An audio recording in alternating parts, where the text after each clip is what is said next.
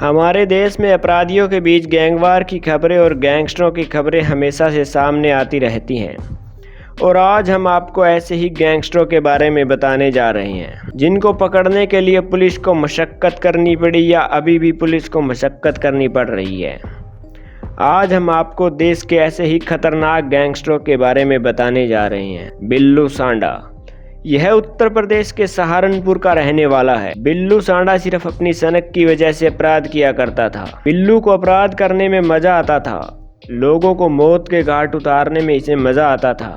बिल्लू सांडा jail से तारीख बताता है कि कितनी तारीख को किस समय जेल से भागना है और जेल की दीवारें खतरनाक गैंगस्टर को भागने से रोक नहीं पाती थी। बिल्लू की कई वीडियो सोशल मीडिया पर वायरल हुई जिसे देखकर आप बिल्लू सांडा को एक पागल सनकी कहेंगे। इस पर 3 हत्याओं समेत डकैती, रंगदारी और अपहरण के कई मामले दर्ज हैं। इसे 2015 में गिरफ्तार कर जेल में बंद कर दिया गया था, लेकिन जनवरी 2017 में कोर्ट में पेशी के दौरान 3 कैदियों सहित फरार हो गया। फरार होने के बाद बिल्लू ने कई कारोबारियों को रंगदारी की धमकी दी। हालांकि पुलिस ने कुछ दिनों बाद ही इसे फिर से गिरफ्तार कर लिया था। गिरफ्तारी के समय पुलिस को बिल्लू सांडा के पास एक पिस्टल, कारतूस और चोरी की एक बाइक बरामद हुई थी। इस सूची में अगला नंबर आता है सुनील राठी का। सुनील राठी को कुख्यात गैंगस्टरों में गिना जाता है, जिसने जेल के अंदर कुख्यात गैंगस्टर मुन्ना बजरंगी के सर में 10 गोलियां मारकर उसकी हत्या कर दी थी। सुनील राठी वैसे तो पश्चिमी उत्तर प्रदेश से आता है, लेकिन पूरे सूबे और पड़ोसी सूबे यानी उत्तराखंड में ही सुनील राठी का दबदबा इसी तरह कायम है।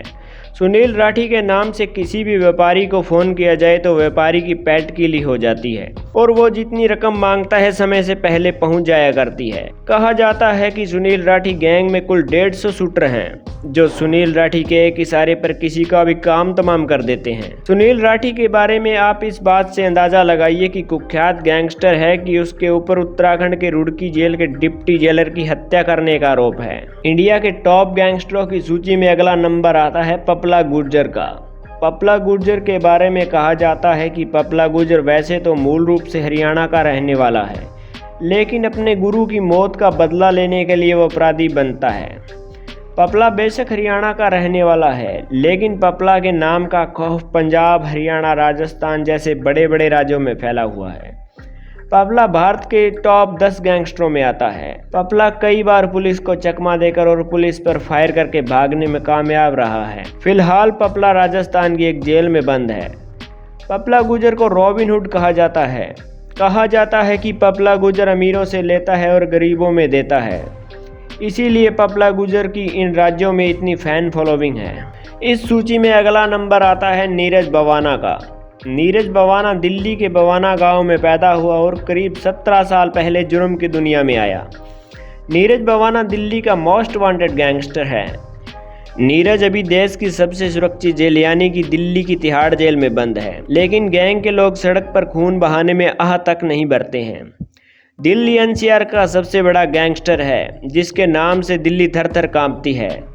मासूम सा दिखने वाला नीरज बवाना खौफ का दूसरा नाम माना जाता है। उसके खिलाफ हत्या के प्रयास और उगाही जैसे 40 से अधिक मामले चल रहे हैं। किसी वक्त नीरज बवाना का साथी रहा सुरेंद्र मलिक उर्फ नीतू दाबोदा ही नीरज बवाना का सबसे बड़ा दुश्मन बन गया था, लेकिन नीरज ने उसके गैंग के छठे बदमाशों को मार डाला था। फिर वक्त आया 24 अक्टूबर 2013 का।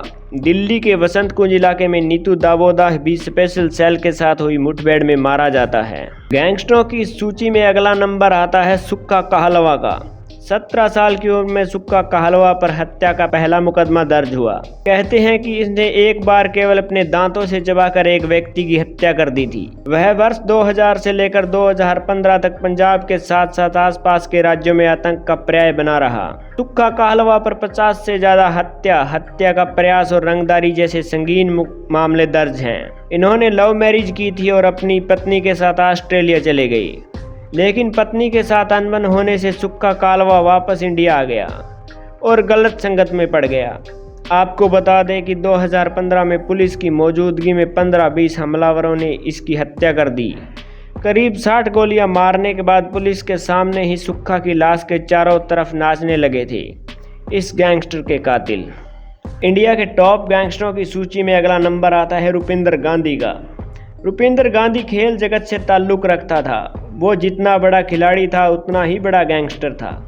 रुपिंदर को लोग मसीहा भी कहते हैं क्योंकि इसने ना किसी की हत्या की और ना ही किसी से रंगदारी वसूली की, लेकिन फिर भी उसके ऊपर कई आपराधिक मामले दर्ज थे।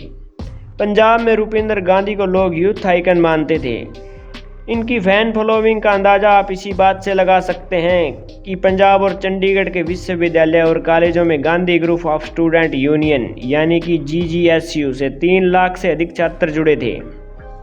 वह 22 साल की उम्र में 2001 में सरपंच भी बन गया था।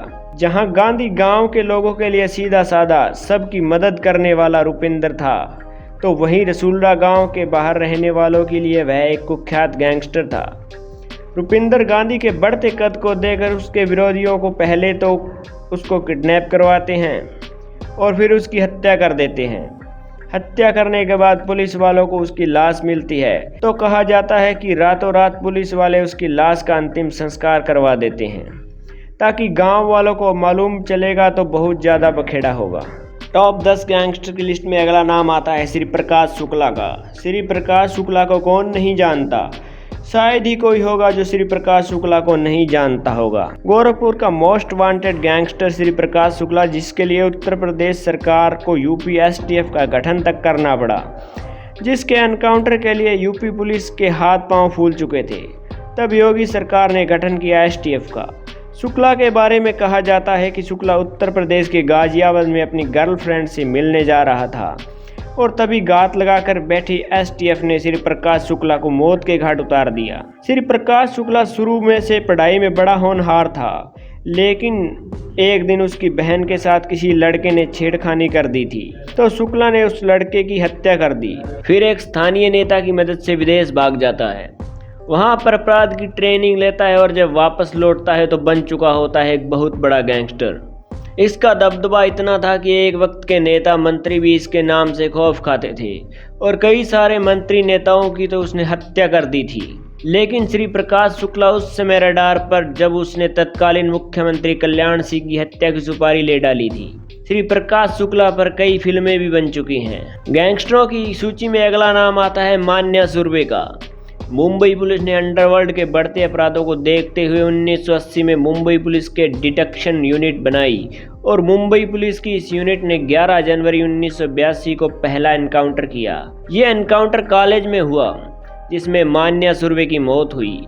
इस एनकाउंटर और मान्या सुर्वे के ऊपर बाद में अभिनेता जॉन इब्राहिम ने film shoot out of Wadala भी बनाई थी। मान्या सुर्वे दाऊद इब्राहिम के गुर्गों पर अकेला ही भारी पड़ता था। मान्या सुर्वे ने दाऊद इब्राहिम के बड़े भाई को अकेले ही मार दिया था। दाऊद इब्राहिम इतना बड़ा डॉन होने के बाद भी मान्या सुर्वे का कुछ नहीं बिगाड़ पाया था। इस बात से आप अंदाजा लगा सकते हैं कि मान्या सुर्वे कितना बड़ा गैंगस्टर था। मान्या सुर्वे ने कई बार दाऊद इब्राहिम को चुनौती भी दी थी। गैंगस्टर की सूची में अगला नाम है राजस्थान के most wanted gangster Anandpal Singh का। आनंदपाल सिंह को रॉबिन हुड गैंगस्टर कहा जाता है। आनंदपाल सिंह पढ़ लिख कर सरकारी नौकरी करना चाहता था, लेकिन एक बार तो वो गांव में चुनाव लड़ने की ठानता है। चुनाव लड़ने के बाद उसके विरोधी उस पर काफ़ी ज़्यादा नाराज़गी दिखाते हैं। उस पर कई सारे झूठे मुकदमे दर्ज करवा दिए जाते हैं। फिर उसको जेल होती है। जेल जाने के बाद उसका अपमान का बदला लेता है और बन जाता है most wanted gangster. Anandpal Singh Rajasthan में दहशत का दूसरा नाम बन चुका था। बुलेट प्रूफ जैकेट पहनकर खून की होली खेलना आनंदपाल का शौक था। इनके बड़े से बड़े नेता मंत्री खौफ खाया करते थे। आनंदपाल सिंह को मारने के लिए पुलिस को नाकों तले चना चबाना पड़ा था। आखिरकार एक दिन पुलिस एनकाउंटर में आनंदपाल सिंह का खात्मा हो जाता है। जब आनंदपाल का एनकाउंटर हुआ तो उसके समर्थक इतनी बड़ी संख्या में इकट्ठे हो गए थे कि सड़क तक जाम हो गया था। देखकर लग रहा था कि आनंदपाल कितना बड़ा खतरनाक गैंगस्टर था। इस तरह उसकी पब्लिक में फैन फॉलोइंग थी।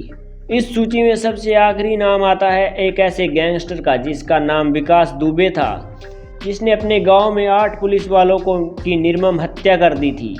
जिसके बाद पुलिस उसे मध्य प्रदेश के उज्जैन के महाकाल मंदिर से गिरफ्तार करती है और फिर रास्ते में उसकी गाड़ी पलटाकर उसका एनकाउंटर कर देती है। उस गैंगस्टर का नाम था विकास दुबे। विकास दुबे इतना खतरनाक गैंगस्टर था कहा जाता है कि विकास दुबे पहली बार उस समय सुर्खियों में आया जब उसने स्थानीय थाने में एक दर्जा प्राप्त राज्य मंत्री की गोली मारकर हत्या कर दी। इसके बाद विकास बन गया था बहुत बड़ा गैंगस्टर।